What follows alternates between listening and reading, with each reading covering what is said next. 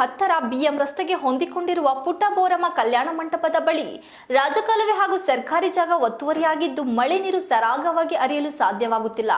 ಕೂಡಲೇ ಸಂಬಂಧಿಸಿದವರು ಗಮನ ಹರಿಸಿ ಕ್ರಮ ವಹಿಸಬೇಕು ಎಂದು ಸ್ಥಳೀಯ ನಿವಾಸಿ ದೇವರಾಜ್ ಬುಧವಾರ ಪತ್ರಿಕಾಗೋಷ್ಠಿಯಲ್ಲಿ ಒತ್ತಾಯಿಸಿದ್ದಾರೆ. ಕಲ್ಯಾಣ ಮಂಟಪದ ಪಕ್ಕದಲ್ಲಿ ರಾಜಕಾಲುವೆ ಇದೆ. ಅದು survey number Nagasandra survey number 32, 33 ಮತ್ತು 34ರಲ್ಲಿ ಹಾದು ಹೋಗಿದೆ.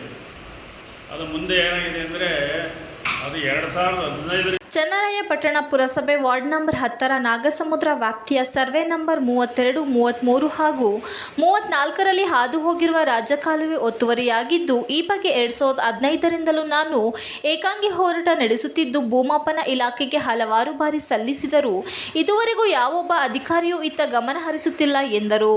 ಸರ್ಕಾರಿ ಜಾಗವನ್ನು ಅತಿಕ್ರಮಿಸಿ ಈಗಾಗಲೇ ಸಾಕಷ್ಟು ಮನೆಗಳನ್ನು ನಿರ್ಮಾಣ ಮಾಡಿಕೊಳ್ಳಲಾಗಿದೆ.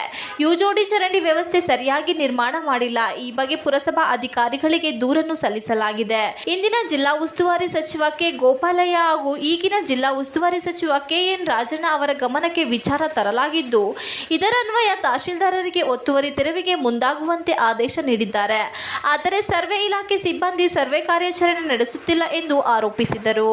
ಈಗ ಇದರ ನ್ಯೂನತೆಗಳೇನೆಂದರೆ ಈ ಶ್ರೀಬಾತರು ಈಗೇನೋ ಸ್ಪಂದಿಸ್ತಾ ಇದ್ದಾನೆ ಪಾಪ. ಅದರಲ್ಲಿ ಎರಡನೇ ಮಾತಿಲ್ಲ, ಸರ್ವೇರು ಬರ್ತಾನೆ ಇಲ್ಲ, ಮಾಡ್ತಾನೆ ಇಲ್ಲ. ಸರ್ವೇನು ಸರಿಯಾಗಿ ಮಾಡಲ್ಲ. ಅದೇ ದೊಡ್ಡ ನ್ಯೂನತೆ ಅಂದರೆ ಅದೇ ಸರ್ವೇರ್ದೇ ಹೆಡ್ಲೈನ್ಸ್ ಹಾಕ್ಬೇಕು ಸರ್. ಸರ್ವೇರ ಇದು